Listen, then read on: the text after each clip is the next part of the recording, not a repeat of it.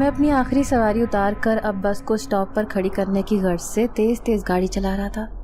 میرے پیچھے بیٹھا کنڈکٹر اسلم پورے دن کی ریز گاری گننے میں مصروف تھا۔ بس جس سڑک پر رواں دواں تھی اس سڑک کے دونوں اطراف ایک سنسان جنگل تھا۔ ہم دونوں اکثر ہی اس روڈ سے گزر کر اسٹاپ کی طرف جاتے تھے۔ رات کے 2 بجنے کو تھے۔ پوری دنیا ایسے لگ رہا تھا جیسے نیند کے مزے لوٹ رہی تھی۔ ٹائم ایسا تھا کہ مجھے بھی ہلکی ہلکی نیند آ رہی تھی، لیکن اسلم کو سارے دن کی ہونے والی ریزگاری کا حساب کتاب کرنا تھا۔ تبھی مجھے بس کی ہلکی ہلکی روشنی میں سڑک کے دائیں طرف کھڑی ہوئی چادر میں لپٹی ایک لڑکی نظر آئی۔ وہ ہاتھ ہلا ہلا کر بس کو رکنے کا اشارہ کر رہی تھی۔ اتنی سنسان جگہ پر ایک مسافر لڑکی کا ملنا اچنبھے کا باعث تھا، کیونکہ اس سڑک پر ہمیں کبھی بھی کوئی سواری نہ ملی تھی، لیکن سواری سامنے تھی اور بس ڈرائیور کا کام تھا کہ سواری کو دیکھ کر گاڑی کو روک لینا۔ اس لیے ہاتھ کا اشارہ سمجھ کر میں نے فوراً بس کو بریک لگا دی۔ وہ لڑکی فوراً ہی بس میں چڑھ گئی۔ اس نے اپنے منہ پر نقاب کیا ہوا تھا۔ کالی چادر میں سے صرف اس کی آنکھیں باہر جھانک رہی تھیں۔ اس کی آنکھیں دیکھ کر ایسا محسوس ہو رہا تھا کہ وہ وہاں کھڑی کافی دیر سے رو رہی تھی۔ اسلم مجھے غور سے دیکھ رہا تھا، اسے بھی شاید گھر جانے کی جلدی تھی۔ تبھی اسلم اس لڑکی سے کہنے لگا، بی بی یہ بس اسٹاپ کی طرف جا رہی ہے، آپ کو کہاں جانا ہے؟ اب بس کھڑی کرنے کا ٹائم ہے، اسی لیے اگر آپ کی جگہ کوئی دوسری سواری ہوتی تو ہم ہرگز اسے بس میں نہ بٹھاتے۔ اسلم کی بات سن کر اس لڑکی کی نظریں جھک گئیں اور وہ اسلم سے کہنے لگی کہ میں کافی دیر سے جنگل میں بھٹک رہی تھی، لیکن مجھے کہیں بھی راستہ نہیں مل رہا تھا، اسی لیے مجبوری میں سڑک پر آ کر کھڑی ہو گئی کہ شاید کوئی انسان مجھے مل جائے۔ مجھے تو یہ بھی نہیں پتا کہ آخر مجھے جانا کہاں ہے، اسی لیے آپ جہاں مجھے اتاریں گے میں چپ چاپ وہاں چلی جاؤں گی۔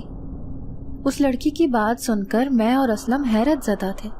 پھر اسلم نے مجھے اشارہ کیا کہ ہم اس کو اسٹاپ پر اتار دیں گے۔ میں نے اس کی بات سن کر اس بات میں سر ہلا دیا۔ وہ لڑکی بیٹھی ہوئی مسلسل آنسو بہائے جا رہی تھی، شاید شدید پریشانی میں مبتلا تھی۔ اسے دیکھ کر نہ جانے مجھے اس کے اوپر اتنا ترس کیوں آ رہا تھا۔ تھوڑی دیر بعد بس کا اسٹاپ آ گیا۔ چونکہ آج ہمیں معمول سے زیادہ دیر ہو گئی تھی، اسی لیے اسٹاپ پر کوئی بھی نظر نہیں آ رہا تھا۔ ہمارے ساتھ ہی وہ لڑکی بھی بس سے اتر گئی۔ میں اور اسلم سارے دن کی روزگاری کو مالک کے حوالے کرنے کی غرض سے وہاں بنے ہوئے ایک چھوٹے سے آفس میں چلے گئے۔ کافی دیر تک حساب کتاب کرنے کے بعد اسلم نے اپنی اور میں نے اپنی دہاڑی لی، اور پھر اسلم سے ہاتھ ملا کر میں گھر کی جانب پیدل روانہ ہونے لگا۔ جیسے ہی میں سڑک پر چلنے لگا، ایک درخت کے نیچے مجھے وہ لڑکی کھڑی ہوئی نظر آئی جو ہماری بس میں ہمارے ساتھ آئی تھی۔ اسے دیکھ کر میں حیرت میں مبتلا ہو گیا کہ وہ لڑکی اتنی دیر سے وہیں کھڑی ہوئی تھی۔ پھر میں سوچنے لگا کہ اگر کسی آوارہ شخص نے وہاں کھڑے ہوئے اسے دیکھ لیا تو شاید اس سے کسی قسم کی کوئی غلط حرکت بھی کر سکتا ہے۔ یہی سوچ کر میں اس کے پاس گیا اور اس سے کہنے لگا کہ کیا آپ کا گھر یہاں سے بہت دور ہے جو آپ رات کے اس پہر یہاں کھڑی ہوئی ہیں؟ مجھے دیکھ کر اس لڑکی کی آنکھیں جھک گئیں۔ پھر وہ مجھ سے کہنے لگی، میں برے حالات سے مجبور ہو کر ہمیشہ کے لیے اپنے گھر کو چھوڑ کر آ گئی تھی۔ اب جگہ جگہ راستہ بھٹکتی پھر رہی ہوں، مجھے کچھ سمجھ نہیں آ رہی کہ آخر میں کہاں جاؤں۔ میں اس کی بات سن کر حیران رہ گیا، یعنی کہ اس لڑکی کے پاس رہنے کے لیے کوئی ٹھکانہ نہ تھا۔ تبھی میرے دل میں اس کے لیے رحم آ گیا۔ میں اس سے کہنے لگا کہ اگر آپ چاہیں تو میرے گھر جا کے رہ سکتی ہیں، میرے گھر میں میری 4 بہنیں اور امی ابو ہیں، آپ کا جب تک دل چاہے آپ آرام سے میرے گھر میں رہیں۔ میری بات سن کر اس نے حیرت بھری نظروں سے مجھے دیکھا، پھر مجھے کہنے لگی کہ آپ کا بہت بہت شکریہ۔ اب میں دھیرے دھیرے قدم اٹھاتا ہوا گھر کی جانب روانہ ہونے لگا۔ وہ لڑکی میرے پیچھے پیچھے تھی۔ میں یہ بھی سوچ رہا تھا کہ بہنوں اور امی ابو کو کیا کہوں گا کہ اس لڑکی کو میں کہاں سے لے کر آ گیا ہوں۔ اپنے پورے خاندان کا میں ایک اکیلا فرنٹ تو تھا جو کماتا تھا اور پورے گھر کو چلاتا تھا۔ ابو تو اکثر بیمار ہی رہتے تھے اور امی اور بہنیں بیچاری سلائیاں بھی کر لیتی تھیں۔ میں بہت چھوٹی عمر سے ہی کمانے لگ گیا تھا۔ جب ابو کو دیکھتا تھا کہ وہ اپنی بیماری کے باوجود کام کرتے رہتے ہیں تو مجھے بہت دکھ ہوتا تھا اور سوچتا تھا کہ جلدی سے بڑا ہو کر ابو سے کہوں گا کہ آپ گھر پر آرام کریں، آپ کی جگہ میں کام کروں گا۔ جیسے ہی میں تھوڑا سا بڑا ہوا میں نے فوراً ہی ادھر ادھر کام دیکھنا شروع کر دیا اور ایک چھوٹی سی دکان پر لگ کر تھوڑا بہت کمانے لگ گیا۔ میری کمانے میں دلچسپی دیکھ کر دکان کے مالک نے مجھ سے کہا کہ تم کوئی اچھا سا ہنر سیکھ لو، کیونکہ جس کے پاس ہنر ہوتا ہے اس کے پاس سب کچھ ہوتا ہے۔ یوں میں نے سوچا کہ کیوں نہ میں ڈرائیوری سیکھ لیتا ہوں۔ 2-3 سال اچھی طرح ڈرائیونگ سیکھنے کے بعد میں دہاڑیوں پر بسوں کو چلانے لگا۔ اتنے پیسے تو میرے پاس نہیں تھے کہ میں اپنی کوئی بس خرید سکتا، اسی لیے پورا دن بس چلانے کے باوجود میری اتنی آمدنی نہ بنتی تھی کہ میں اپنے گھر کے حالات مزید بہتر کر سکتا۔ جیسے تیسے کر کے بس گھر چل رہا تھا۔ 2 بہنیں مجھ سے بڑی جبکہ 2 چھوٹی تھیں۔ امی ابو کو دن رات یہ فکر تھی کہ انہوں نے اپنی دونوں بیٹیوں کی شادی کرنی ہے اور ڈھیر سارا جہیز دے کر انہیں رخصت کرنا ہے۔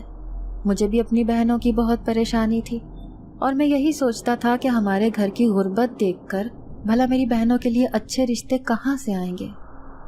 جب بھی محلے میں کسی کی شادی ہوتی تو میری بہنوں کے اترے ہوئے چہرے دیکھ کر مجھے بڑی رنجیدگی ہوتی۔ ان کے دل میں بھی خواہش ہوتی ہوگی کبھی ہمارے ہاتھوں پر بھی مہندی سجے اور ہم بھی کسی کی دلہن بنیں۔ میں یہ بھی سوچ کر پریشان رہتا تھا کہ کہیں ان کی شادی کی عمر نہ نکل جائے۔ اگر ایسا ہو گیا تو میں اپنے آپ کو کبھی معاف نہ کر پاؤں گا۔ وہ دونوں بیچاری اماں کے ساتھ سلائیاں کر کے کوشش کرتی کہ گھر کے اخراجات چلانے میں میری مدد کر سکیں۔ میں انہیں بڑی شان سے رخصت کرنا چاہتا تھا۔ ان حالات میں ممکن نہیں تھا کہ ان کے لیے کوئی اچھا رشتہ آئے۔ اتنے ذہنی دباؤ کے باوجود میں کوشش کرتا کہ اپنی ڈرائیوری پر کسی کو اس دقت کا مظاہرہ نہ کروں، کیونکہ اگر میں کسی پریشانی کا شکار ہو کر ڈرائیونگ کرتا تو میرے ساتھ ساتھ اور بھی لوگوں کی قیمتی جانیں ہوتی تھیں۔ اسی لیے اپنی ساری توجہ میں ڈرائیونگ پر ہی مرکوز رکھتا۔ رات کے اس پہر میں دھیمے دھیمے قدم اٹھاتا گھر کی طرف رواں دواں تھا۔ وہ لڑکی میرے پیچھے پیچھے ہی آ رہی تھی۔ میں یہ بھی سوچ رہا تھا کہ پہلے ہی گھر کے حالات ٹھیک نہ تھے اور اس لڑکی کو لے جا کر میں مزید اپنے اوپر بوجھ ڈال لیتا۔ پھر بھی میں اتنا بے شرم بھی نہیں تھا کہ ایک جوان لڑکی کو یوں سنسان جگہ پر کھڑا کر کے خود اپنے گھر چلا جاتا۔ اس لڑکی کے ساتھ کوئی بھی کچھ بھی غلط کر سکتا تھا۔ یہاں تو دن کی روشنی میں کسی کی عزت محفوظ نہ تھی اور پھر یہ تو رات کا ٹائم تھا۔ میرے گھر میں بھی جوان بہنیں تھیں۔ اگر آج میں کسی لڑکی کی عزت کا خیال کرتا تو شاید کل کو کوئی میری بہن کی عزت کا بھی خیال کر لیتا۔ ویسے بھی امی ابو نے میری تربیت ایسی کی تھی کہ میں نے کبھی کسی لڑکی کو کسی غلط نگاہ سے نہ دیکھا تھا۔ شاید اس وجہ سے کہ خدا نے مجھے بھی 4 بہنیں دی تھیں۔ تھوڑی دیر بعد میں اپنے گھر کے دروازے پر کھڑا تھا۔ گھر کا دروازہ ویسے ہی چھوٹا سا تھا۔ امی میرے انتظار میں رات گئے تک جاگتی رہتی تھی۔ جیسے میں نے گھر کا دروازہ بجایا تو حسب معمول امی نے دروازہ کھولا۔ میں نے اس لڑکی کو اشارہ کیا کہ آ جاؤ تم بھی۔ وہ لڑکی سر جھکا کر میرے پیچھے پیچھے گھر کے اندر چلی آئی۔ اس لڑکی کو دیکھ کر امی کی آنکھوں میں حیرت تھی۔ ان کی حیرت دیکھ کر میں خجل سا ہو گیا اور سوچنے لگا کہ آخر ایسا کیا بہانہ بناؤں جو امی کو ٹھیک لگے۔ وہ لڑکی کسی مجرم کی طرح سر جھکائے کھڑی تھی۔ تبھی میں نے امی کو کہا کہ امی یہ لڑکی کسی دوسرے شہر سے آئی تھی، یہاں پر پتہ نہیں کیسے اپنی فیملی سے دور ہو گئی اور راستہ بھٹک کر یہاں تک پہنچ گئی۔ میں نے سوچا کہ کہیں کوئی آوارہ شخص اسے سڑک پر کھڑا ہوا نہ دیکھ لے۔ یہی سوچ کر میں اسے اپنے ساتھ گھر لے آیا۔ امی میری بات سن کر سر ہلانے لگی اور اس لڑکی کو کہنے لگیں کہ بیٹھ جاؤ بیٹا۔ وہ لڑکی دھیرے سے بیٹھ گئی۔ اسے وہیں چھوڑ کر میں اپنے کمرے میں چلا گیا۔ میری امی کوئی بری عورت نہ تھی، ان کے اندر بھی انسانیت اور احساس موجود تھا۔ امی اس سے کھانے وغیرہ کا پوچھ رہی تھی۔ میں امی کی طرف سے مطمئن ہو کر آرام سے بستر پر لیٹ کر سو گیا۔ دوسری صبح میں یہ دیکھ کر حیران رہ گیا کہ وہ لڑکی میری بڑی بہن کے ساتھ گھر کے کام کاج کرنے میں مصروف تھی۔ میں حیران سا ہو گیا کہ اس لڑکی نے اتنی جلدی گھل مل کر میرے گھر کے رنگ میں اپنے آپ کو ڈھال لیا تھا۔ اس نے مجھے آتے ہوئے دیکھا تو نظریں جھکا لی۔ بلا شبہ وہ بہت حسین لڑکی تھی۔ میں نے اپنی زندگی میں اتنی خوبصورت لڑکی نہ دیکھی تھی۔ اتنا سفید رنگ جیسے کسی پری کا ہو۔ وہ لڑکی اتنی خوبصورت تھی کہ مجھے شدید حیرت ہو رہی تھی۔ پھر امی نے مجھے اٹھتے دیکھ کر میرے سامنے ناشتہ رکھ کے رکھ دیا۔ ناشتہ کر کے مجھے اپنے کام پر جانا تھا۔ میں دل میں سوچ رہا تھا کہ آخر اس لڑکی سے پوچھوں تو صحیح کہ اتنی رات کے اس پہر وہ لڑکی جنگل والی سڑک پر کھڑی ہوئی کیا کر رہی تھی۔ پھر میں یہ سوچ کر چپ ہو گیا کہ ہو سکتا ہے میرے اس طرح سے پوچھنے پر وہ سوچنے لگے کہ میں اسے اپنے گھر سے نکالنا چاہتا ہوں۔ پھر چپ چاپ میں اپنے کام پر چلا گیا اور اس لڑکی سے سوال جواب کرنے کا ارادہ ترک کر دیا۔ اس دن جب میں کام پر گیا تو میری ریز گاری معمول سے زیادہ بنی۔ وہ ساری ریز گاری لا کر میں نے اپنی امی کے ہاتھ پر رکھ دی۔ میں روزانہ اپنی ریز گاری اپنی ماں کے ہاتھ پر رکھ دیتا تھا اور اس میں سے ایک پائی بھی اپنے لیے نہ رکھتا تھا۔ ہاتھ دھوکر میں چارپائی پر بیٹھا کھانے کا انتظار کر رہا تھا۔ امی کچن میں سے میرے لیے کھانا لینے گئی تھیں۔ تبھی امی ہاتھوں میں کھانے کی ٹرے لے کر آ گئیں۔ میں نے جب تک کھانا کھاتا رہا امی میرے پاس ہی بیٹھی رہتی تھیں۔ تبھی میں نے دبے لفظوں میں امی سے پوچھا کہ امی، آپ نے اس لڑکی سے پوچھا کہ آخر اس کے گھر والے کون ہیں اور یہ کہاں رہتی ہے؟ تو امی مجھ سے کہنے لگی، نہیں بیٹا، میں نے اس سے یہ بات اس لیے نہیں پوچھی کہ خواہ مخواہ اس کا دل برا ہوگا، لیکن آج تو اس نے کمال کر دیا۔ میں بیٹھ کر کپڑے سلائی کر رہی تھی تو میرے پاس آ کر کہنے لگی کہ خالہ جان آپ ہٹیں، میں کپڑے سلائی کر کے دیتی ہوں آپ کو۔ پھر یہ دیکھ کر میں اور نورین حیران رہ گئے کہ جو سوٹ میں 3 گھنٹے میں سلائی کرتی تھی وہ اس نے صرف 5 منٹ میں سی کے رکھ دیا۔ میں اور نورین حیرت سے گنگ تھے۔ پھر مجھے کہنے لگی کہ خالہ جان اب آپ سلائی نہیں کریں گی بلکہ میں اور نورین باجی مل کر سلائی کریں گے۔ بیٹا کیا بتاؤں، اتنی صفائی سے اس نے سوٹ سیے کہ میں جو اتنے سالوں سے اپنے آپ کو سلائی میں ماہر سمجھتی تھی، آج اس کی سلائی دیکھ کر تو میری آنکھیں پھٹی کی پھٹی رہ گئیں۔ میں امی کی باتیں حیرت سے سن رہا تھا۔ وہ ایک ہی دن میں اس لڑکی سے کافی متاثر نظر آ رہی تھی۔ پھر کھانا کھا کر میں اپنے کمرے میں چلا گیا سونے کے لیے۔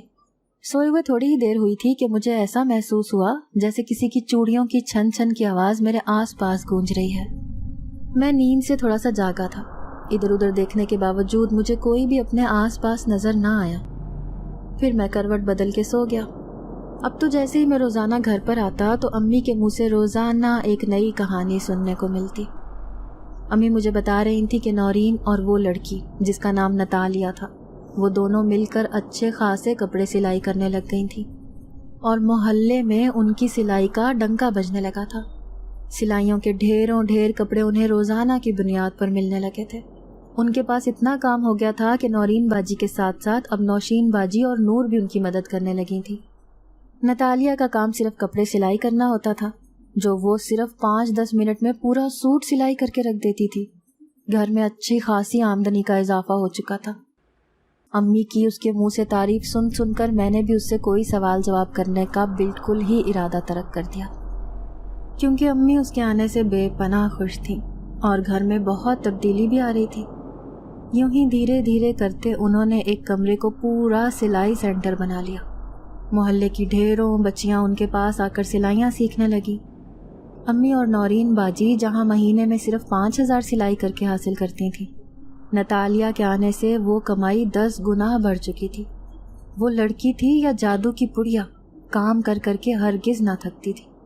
ایک دن وہ چھت پر کھڑی تھی، میں بھی اس دن اتفاق سے گھر پر ہی تھا۔ تبھی میں اس کے پاس جا کر اس سے کہنے لگا کہ تم نے امی اور میری بہنوں پر کیا جادو کر دیا ہے، جس کے جادو کے زیر اثر وہ یہ نہیں چاہتے کہ تم کبھی اس گھر سے جاؤ۔ اس کی حیرت بھری آنکھیں مجھ پر جمی تھی۔ پھر وہ نظر جھکا کر کہنے لگی کہ آپ نے بھی تو مجھ پر احسان کیا ہے۔ میں تو ایک راستہ بھٹکی ہوئی لڑکی تھی، اگر اس دن آپ مجھے اپنے گھر نہ لاتے تو نہ جانے میرے ساتھ کیا ہوتا۔ پھر میں اس سے کہنے لگا کہ اگر برا نہ مانو تو میں تم سے ایک سوال پوچھ سکتا ہوں کہ آدھی رات کو تم اس جنگل والی سڑک کے پاس کیا کر رہی تھی، اور تمہارے گھر والوں نے تمہیں اپنے گھر سے کیوں نکالا ہے؟ کیا تمہارا دل نہیں چاہتا کہ تم اپنے گھر والوں کے پاس واپس جاؤ؟ کیا تمہیں ان کی یاد نہیں آتی؟ جو سوال میرے دل میں تھے، آج میں ان سارے سوالوں کا جواب حاصل کرنا چاہتا تھا۔ میرے اتنے سارے سوالات سن کر وہ اداس سی نظر آ رہی تھی۔ تبھی مجھے اداسی سے کہنے لگی کہ میرا بھی ایک گھر تھا، خاندان تھا، لیکن اب کچھ بھی میرے پاس نہیں بچا۔ میری زندگی میں ایک ایسا حادثہ ہوا جس نے میرے ہاتھ سے سب کچھ چھین لیا۔ وہ بہت رنجیدہ نظر آ رہی تھی۔ اس کے بہتے ہوئے آنسو اس بات کے گواہ تھے کہ اس کے اوپر ضرور کوئی بڑی مصیبت آئی تھی۔ اسے روتا دیکھ کر میں شرمندہ ہو گیا۔ پھر اس سے کہنے لگا کہ آپ میری وجہ سے روئیں مت، میرا مقصد آپ کو تکلیف پہنچانا نہیں تھا، بلکہ میں تو یہ چاہتا ہوں کہ آپ کا جب تک دل چاہے آپ میرے گھر میں رہ سکتی ہیں۔ یہ کہہ کر میں اسے وہیں چھوڑ کر نیچے چلا آیا۔ میں یہ سوچ کر بھی پریشان رہتا کہ کہیں امی اور بہنوں کو اس کی عادت نہ پڑ جائے۔ آخر کبھی نہ کبھی تو اس لڑکی کو اس گھر سے چلے ہی جانا تھا۔ امی تھوڑی میری کمائی سے بچا کر اور سلائی سینٹر کے بچے ہوئے پیسوں سے بڑی باجی نورین کے لیے تھوڑا تھوڑا کر کے جہیز جمع کر رہی تھی۔ حالانکہ ان کا ابھی کہیں رشتہ نہیں لگا تھا، لیکن مجھے خوشی تھی کہ گھر میں اتنی آمدنی بچ رہی تھی کہ نورین باجی کے جہیز کی کئی چیزیں آ رہی تھیں۔ میں نتالیہ کو دیکھ کر حیران رہتا کہ یہ کوئی لڑکی ہے یا کوئی چھلاوا، اتنا زیادہ کام کرنا اور وہ بھی ایک لڑکی ہو کر۔ میں اسے دیکھ کر حیران رہتا تھا۔ پھر ایک دن بڑی عجیب سی بات ہوئی۔ میں حسب معمول رات کا کھانا کھا کر بستر پر لیٹا تھا۔ امی بھی کھانا کھا کر سونے کے لیے جا چکی تھی۔ مجھے آج پتہ نہیں کیوں نیند نہیں آ رہی تھی۔ تبھی میں نے سوچا کہ صحن میں جا کر لیٹ جاتا ہوں۔ جیسے ہی میں نے صحن کی طرف قدم بڑھائے تھے، کالی چادر میں لپٹی بلا شبہ نتالیہ ہی تھی جو دروازے کی کنڈی کھول کر باہر جا رہی تھی۔ میں حیرت سے گنگ کھڑا تھا کہ وہ رات کی اتنی پہر بھلا کہاں جا رہی تھی۔ اس سے پہلے کہ میں اسے آواز دے کر روکتا، وہ پلک جھپکتے میں ہی دروازہ کھول کر باہر چلی گئی۔ میں تیزی سے دروازے کی جانب آیا اور گلی میں آ کر آنکھیں پھاڑ پھاڑ کر چاروں طرف دیکھنے لگا۔ اسے نکلے ہوئے چند سیکنڈ بھی نہ ہوئے تھے۔ اس کا مطلب تو یہی تھا کہ اس کو گلی میں موجود ہونا چاہیے تھا، لیکن گلی میں دونوں طرف سناٹا تھا۔ مجھے اس پر شدید غصہ آ رہا تھا۔ میں یہ سوچ کر بھی حیران تھا کہ آخر رات کے اس پہر وہ کہاں جا سکتی ہے۔ نیند میری آنکھوں سے کوسوں دور ہو چکی تھی۔ آخر فجر میں کہیں جا کر مجھے نیند آئی اور پھر میں نیند کی آغوش میں چلا گیا۔ دوسری صبح میں اٹھا تو میری آنکھیں بہت بھاری ہو رہی تھیں۔ شاید ساری رات نہ سونے کی وجہ سے میرے سر میں بھی درد ہو رہا تھا۔ جب میں اٹھا تو میں نے دیکھ لیا تھا کہ نتالیہ نورین باجی کے ساتھ مشین سے کپڑے دھلوانے میں مصروف تھی۔ مجھے اسے دیکھ کر شدید غصہ آ رہا تھا، لیکن امی اور بہنوں کے سامنے میں اس سے کوئی سوال جواب نہیں کر سکتا تھا۔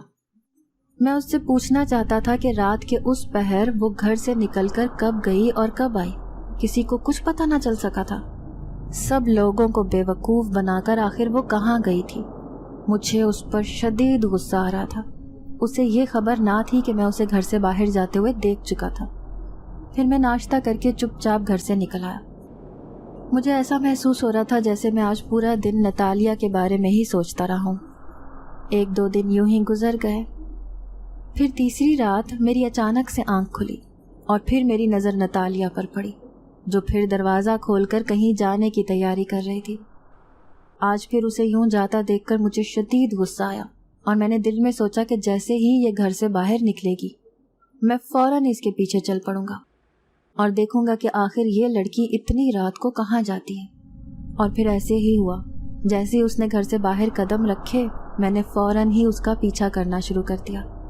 وہ دھیرے دھیرے گلی میں چل رہی تھی۔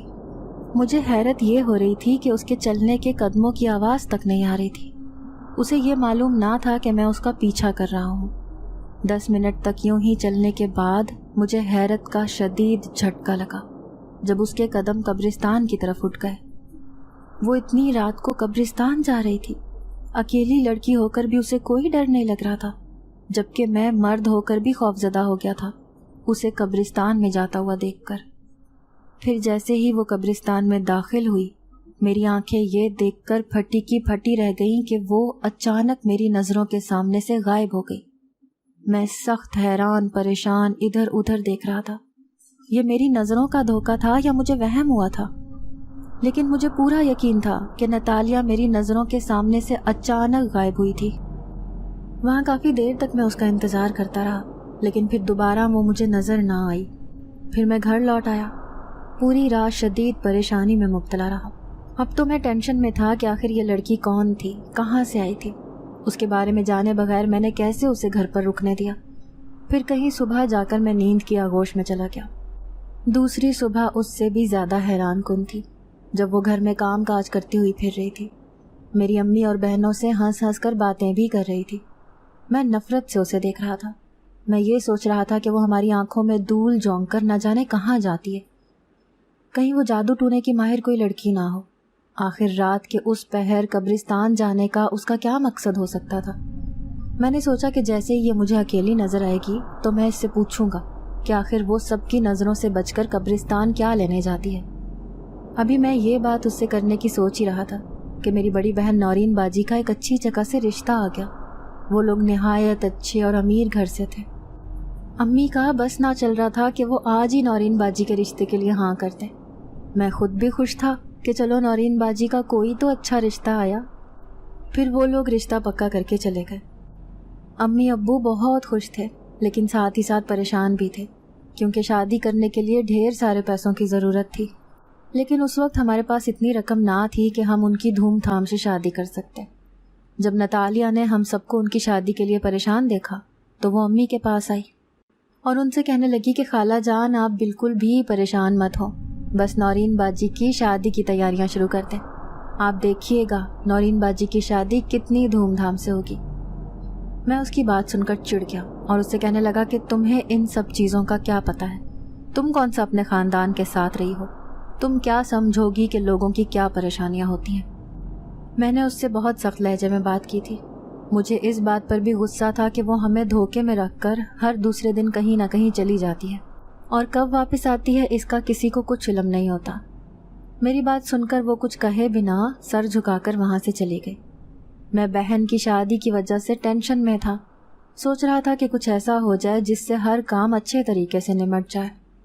ایک دن میں اپنے کمرے میں سویا ہوا تھا، مجھے ایسا محسوس ہوا جیسے کوئی اپنا نسوانی ہاتھ میرے چہرے پر پھیر رہا ہے۔ میں نیند میں تھا، اسی لیے مجھے ایسا لگا جیسے میں کوئی خواب دیکھ رہا ہوں۔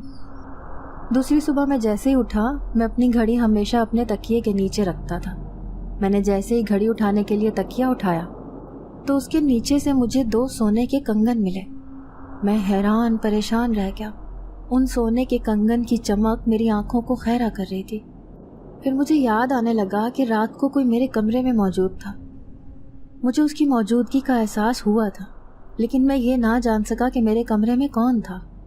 میں نے وہ کنگن اٹھا کر دیکھے، بالکل نئے اور قیمتی کنگن تھے۔ انہیں چھپا کر میں نے الماری میں رکھ دیا۔ آخر یہ کنگن میرے تکیے کے نیچے کس نے رکھے تھے؟ گھر میں شادی کی پریشانی چل رہی تھی۔ کون ایسا انسان ہے جو ہماری پریشانیوں سے واقف ہے؟ میں اس کے بارے میں ضرور جاننا چاہتا تھا۔ جیسے ہی میں نے ناشتہ کرنے کے لیے باہر آیا تو نتالیہ مجھے ہی دیکھ رہی تھی۔ اس کی آنکھوں میں عجیب سی چمک تھی۔ میرے ذہن میں جیسے جھماکا ہوا۔ میں سوچنے لگا کہ نتالیہ کے علاوہ کوئی دوسرا انسان ہمارے گھر کی پریشانیوں کو نہیں سمجھ سکتا۔ اس کا مطلب ہے کہ ضرور اس لڑکی نے وہ کنگن رکھے ہیں، یا ان کنگن کے بارے میں یہ ضرور جانتی ہے۔ اس لڑکی کی آنکھوں کی چمک بتا رہی تھی کہ وہ میرے چہرے کو غور سے دیکھ رہی تھی اور یہ جاننے کی کوشش کر رہی تھی کہ آیا میں ان کنگن کی موجودگی سے بے خبر ہوں کہ نہیں۔ میں شدید حیرت سے دوچار تھا، لیکن اندر سے خوش بھی تھا کہ ان کنگن کو بیچ کر میری بہن کی شادی بہت اچھے طریقے سے ہو سکتی تھی۔ ایک بہن کی ذمہ داری مجھ سے پوری ہونے والی تھی۔ گھر میں شادی کا زور و شور ہونے لگا۔ دونوں طرف سے رشتہ پکا ہو گیا تھا اور اب شادی کی تیاریاں چل رہی تھیں۔ کنگن کو بیچ کر میں نے ایک خطیر رقم حاصل کر لی تھی۔ نتالیہ کا آنا ہمارے گھر کے لیے ایک خوش آئند بات ثابت ہوئی تھی۔ امی تو اسے کہتی تھیں کہ یہ تو بڑی خوش بخت ہے۔ وہ امی کی بات سن کر مسکراتی رہتی۔ لیکن ایک معمہ ابھی بھی باقی تھا کہ وہ رات کو قبرستان میں آخر کیا لینے جاتی تھی۔ ابھی میرا سارا دھیان بہن کی شادی پر تھا۔ میں نتالیہ کی طرف زیادہ متوجہ بھی نہیں تھا، لیکن مجھے پتہ نہیں کیوں ایسا محسوس ہوتا تھا جیسے وہ مجھے بہت غور سے دیکھتی ہے۔ نورین باجی کی شادی شروع ہونے میں ابھی 2 دن باقی تھے، جب اچانک ایک دن ہم صبح اٹھے تو نتالیہ گھر سے غائب تھی۔ میری امی پاگلوں کی طرح اسے پورے گھر میں ڈھونڈ رہی تھیں۔ میری بہنیں بھی رو رہی تھیں کہ آخر وہ بنا بتائے کہاں چلی گئی تھی، لیکن اس کا کچھ پتہ نہ چل رہا تھا۔ میں بھی اس کے جانے کا سن کر کچھ اداس سا ہو گیا تھا۔ مجھے یقین نہیں آ رہا تھا کہ وہ کچھ بھی بنا بتائے ایسے اچانک گھر سے چلی جائے گی۔ پھر امی اور بہنیں باجی نورین کی شادی میں مصروف ہو گئے۔ میں بھی شادی کی مصروفیت میں یہ بھول گیا کہ آخر نتالیہ کہاں گئی۔ نورین باجی کی شادی خیر و عافیت سے ہو گئی۔ پھر میرے ذہن میں بار بار اس لڑکی نتالیہ کا خیال آتا۔ وہ جس طرح سے اچانک ہماری زندگی میں آئی تھی ایسے ہی واپس چلی گئی تھی۔ میں سوچنے لگا کہ آخر اسے ایسی کیا بات بری لگی تھی جو وہ چپ چاپ یہاں سے چلی گئی۔ پھر ایک دن جب میں رات کو اٹھا تو مجھے یاد آیا کہ کیوں نہ میں اس قبرستان میں جا کر دیکھوں کہ وہ لڑکی وہاں کیا کرنے جاتی تھی۔ ایسا کیا راز چھپا تھا اس قبرستان میں؟ میں نے دھیرے سے گھر کا دروازہ کھولا اور میرے قدم خود بخود اس قبرستان کی طرف اٹھ گئے جہاں وہ لڑکی نتالیہ کھڑی ہوتی تھی۔ میں بھی وہیں کھڑا ہو کر دیکھنے لگا۔ اچانک ہی قبرستان سے شدید رونے کی آوازیں آنے لگیں، جیسے کئی لوگ مل کر رو رہے ہوں۔ میں شدید خوف سے دوچار تھا۔ اس لڑکی کے جاننے کے چکر میں نہ جانے کیوں رات کے اس پہر میں یہاں چلا آیا تھا۔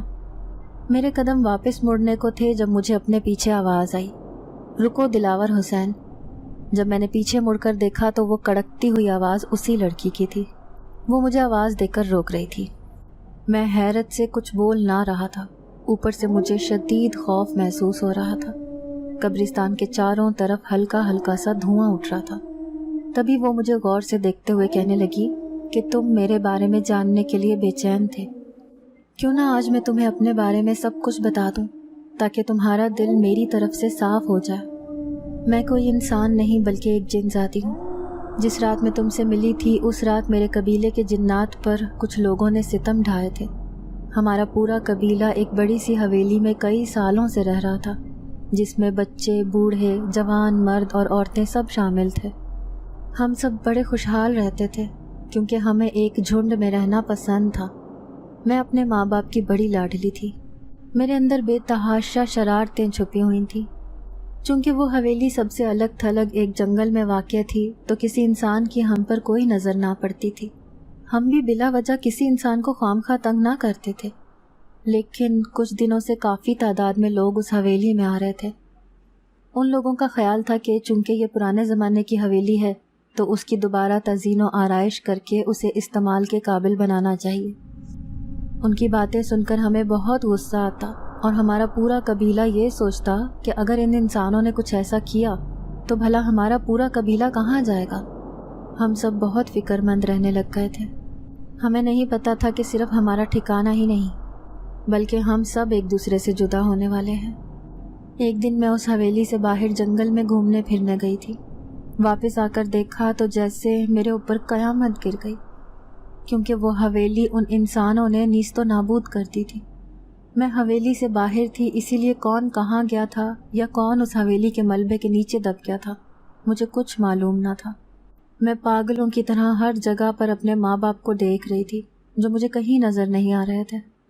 ایسا لگ رہا تھا جیسے ہمارے سارے قبیلے کے لوگ اس حویلی کے نیچے آ کر دب گئے تھے۔ میں وہاں سے روتے روتے جنگل میں بھٹکنے لگی۔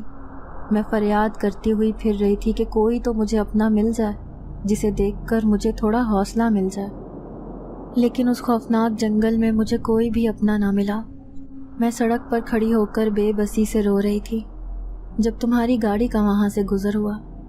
میں نے اپنے آپ کو بالکل ایک انسانی لڑکی کی شکل میں ڈھال دیا تھا اور تمہیں ذرا بھی شک نہ ہونے دیا کہ میں ایک انسانی لڑکی نہیں بلکہ ایک جن ذاتی ہوں۔ تمہارے دل میں بے شک بہت رحم تھا، تمہاری آنکھوں میں مجھے اپنے لیے بہت ہمدردی نظر آ رہی تھی۔ تمہارا مہربان رویہ دیکھ کر میں نے دل میں سوچا کہ میں اپنے ماں باپ اور اپنے قبیلے کے سارے جنات کو کھو چکی ہوں، اسی لیے مجھے تمہارے ساتھ تمہارے گھر چلے جانا چاہیے۔ میں روزانہ رات کو اس لیے قبرستان آیا کرتی تھی کیونکہ مجھے لگتا ہے کہ انسانوں کو بھی قبرستان میں آ کر سکون ملتا ہے۔ جب وہ اپنے پیاروں کو کھو دیتے ہیں تو ان کو یاد کرنے کے بہانے قبرستان کا رخ کرتے ہیں۔ یہ سوچ کر میں ہر دوسرے دن قبرستان آ کر اپنے امی ابو کو یاد کرتی ہوں اور اپنے قبیلے کے ان جنات کو بھی جن کے ساتھ میں بڑی خوشی سے رہتی تھی۔ لیکن میں کافی دن سے دیکھ رہی تھی کہ تم میرے بارے میں سب کچھ جان چکے ہو۔ مجھے ڈر تھا کہ کہیں تم اپنے سارے گھر والوں کے سامنے یہ راز نہ کھول دو کہ میں روزانہ اکیلے کہیں جاتی ہوں اور انسان نہیں بلکہ ایک جن ذاتی ہوں۔ تمہاری بہنیں جو مجھے بہت پیار کرنے لگ گئی تھیں اور تمہاری امی تو مجھے اپنی سگی بیٹی کی طرح سمجھنے لگ گئی تھیں، میں ان کی آنکھوں میں اپنے لیے نفرت نہیں دیکھ سکتی تھی۔ تمہاری بہن کی شادی تھی اور گھر میں مہندی وغیرہ کی وجہ سے میری طبیعت خراب ہونے کا بھی اندیشہ تھا، اسی لیے ایک دن چپ چاپ میں اس گھر کو چھوڑ کر ہمیشہ کے لیے یہاں آ کر رہنے لگ گئی۔ میں صرف تمہیں یہ ساری باتیں بتا رہی ہوں کیونکہ میں چپکے تمہیں پسند کرنے لگ گئی تھی، لیکن تمہیں مجھ سے وعدہ لینا ہوگا کہ تم اپنے گھر والوں کو میرے بارے میں کچھ بھی نہیں بتاؤ گے۔ میں حیرت سے اس جنزادی کی باتیں سن رہا تھا۔ مجھے یقین نہیں آ رہا تھا کہ سچ میں لڑکی دکھنے والی یہ جنزادی جنات کے خاندان سے تھی۔ پھر میں نے اس سے وعدہ لیا کہ میرے گھر والوں کی نظروں میں جو عزت اور محبت تمہارے لیے تھی اسے میں ہمیشہ قائم رکھوں گا اور تمہارا راز کسی پر ظاہر نہ ہونے دوں گا۔ پھر میں نے اس سے پوچھا کہ کیا وہ سونے کے کنگن تم نے میرے تکیے کے نیچے رکھے تھے؟ اس نے میری باتیں سن کر سر جھکا لیا، پھر مجھ سے کہنے لگی کہ تم اپنی بہن کی شادی کی وجہ سے پریشان تھے اور میں نہیں چاہتی تھی کہ تم کسی بات پر پریشان ہو۔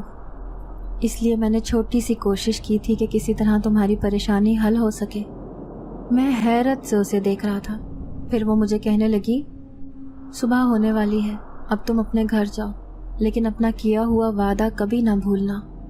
میں مڑنے ہی لگا تھا لیکن پھر رک گیا اور اس جن زادی نتالیہ سے کہنے لگا کہ میں تم سے ایک اور وعدہ کرتا ہوں کہ میں اس حویلی کے پاس ضرور جاؤں گا اور پتہ لگانے کی کوشش کروں گا کہ آخر تمہارے ماں باپ زندہ ہیں یا مر چکے ہیں۔ وہ میری بات سن کر حیرت سے مجھے دیکھنے لگی، پھر مجھ سے کہنے لگی، اگر تم نے سچ میں پتہ لگا لیا تو میں تمہاری زندگی ہمیشہ ہمیشہ کے لیے بدل دوں گی۔ میں نے اس سے وعدہ تو کر لیا تھا لیکن اس وعدے کو پورا بھی کرنا لازمی تھا۔ دوسرے دن میں نے بس چلاتے ہوئے اپنے کنڈکٹر اسلم سے پوچھا کہ اسلم، جس جنگل سے ہم روزانہ گزر کر جاتے ہیں کیا اس میں کوئی پرانی حویلی بھی تھی؟ اسلم حسب معمول رقم گننے میں مصروف تھا۔ میری بات سن کر وہ مصروفیت سے کہنے لگا، ہاں دلاور یار، اس جنگل میں کہتے ہیں کہ ایک بہت پرانی حویلی تھی، لیکن حکومت کے لوگوں نے اس حویلی کو گرا کر اس کی جگہ پر ایک نیا شہر آباد کرنے کا سوچا ہے۔ تبھی میں باتوں باتوں میں اسلم سے کہنے لگا کہ کیا تم مجھے وہ حویلی دکھا سکتے ہو؟ کسی دن چلیں اس حویلی پر۔ اسلم میری بات سن کر حیران رہ گیا، پھر مجھ سے کہنے لگا کہ آخر تمہیں اس کھنڈر کے پاس جانے میں کیا دلچسپی ہے؟ تو میں اس سے کہنے لگا کہ بس مجھے حویلی کو دیکھنے کا شوق ہے۔ میری بات سن کر وہ سر ہلا کر رہ گیا۔ دوسرے دن جب بس کا ٹائم ختم ہو گیا تو میں اسی جنگل میں اسلم کو ساتھ لیے اس حویلی کے پاس پہنچ گیا۔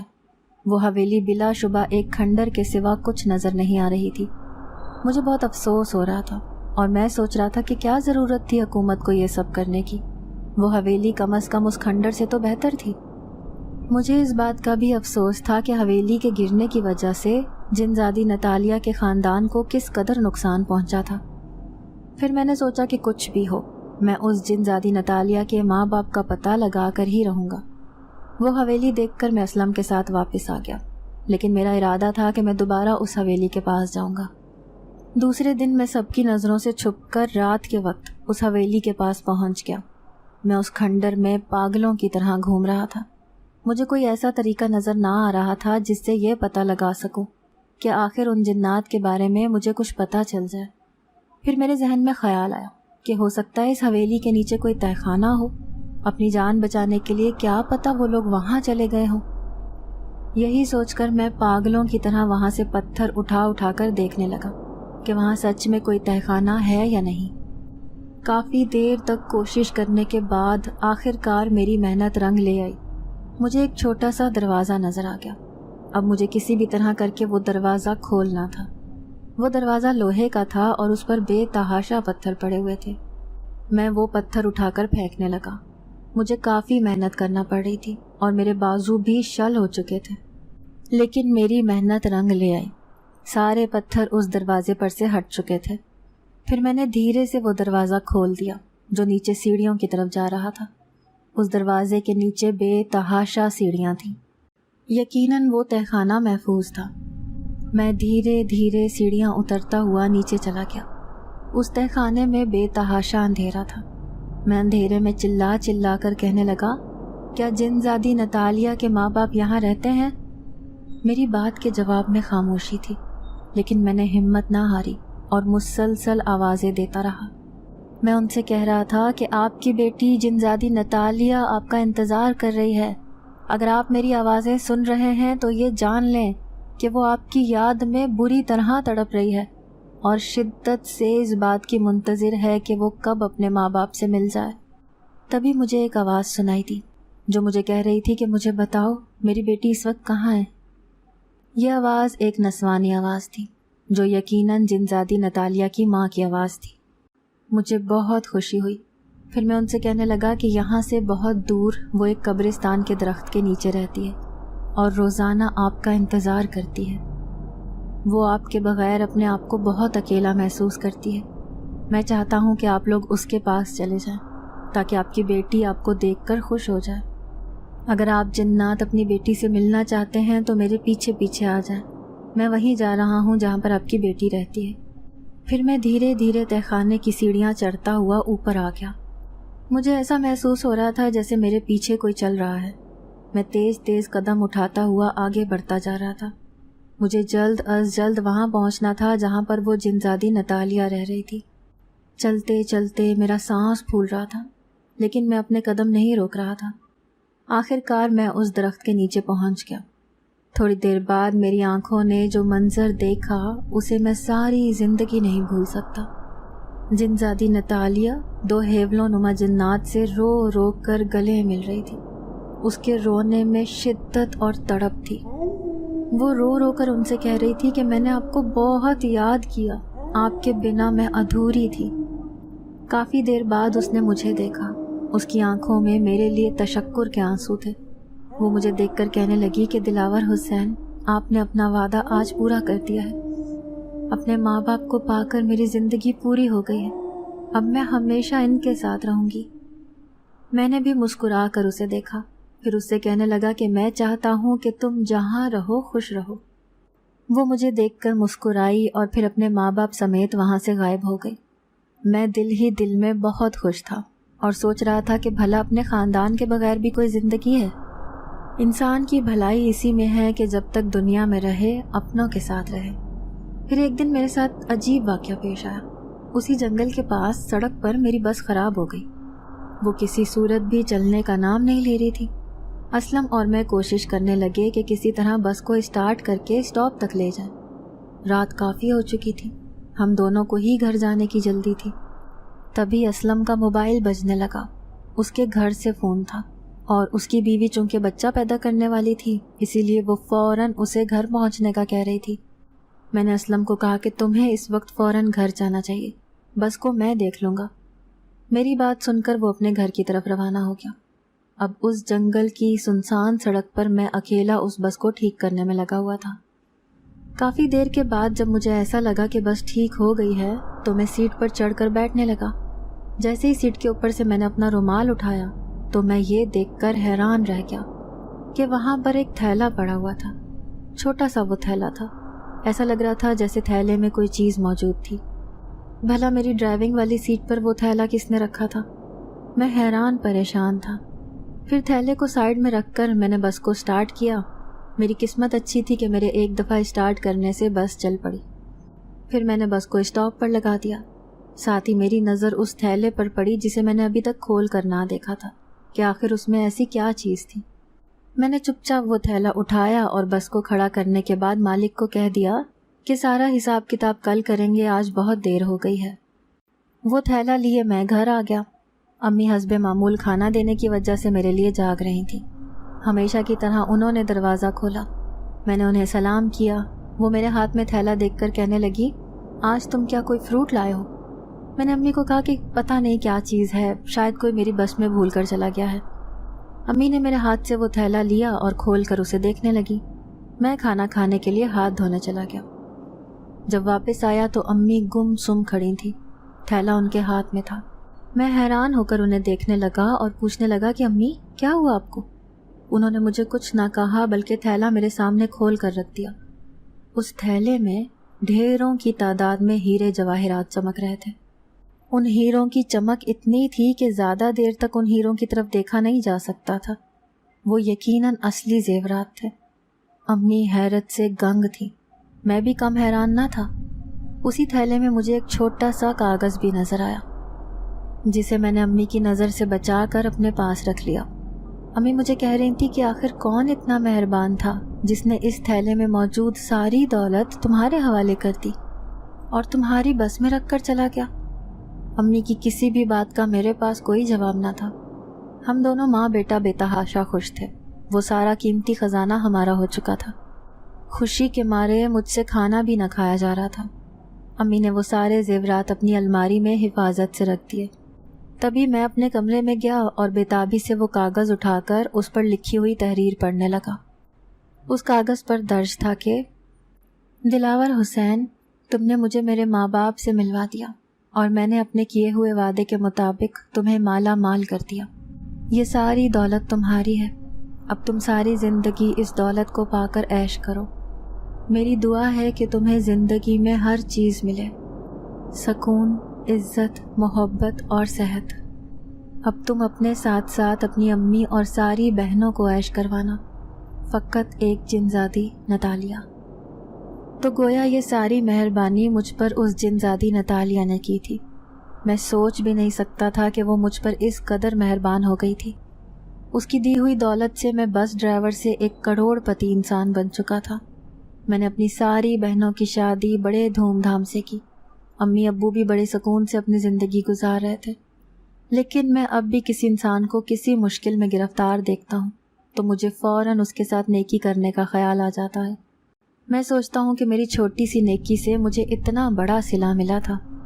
امی ابو مجھے شادی کرنے کا کہتے ہیں، لیکن میرے دل میں کسی لڑکی کے لیے مجھے کوئی جگہ محسوس نہیں ہوتی۔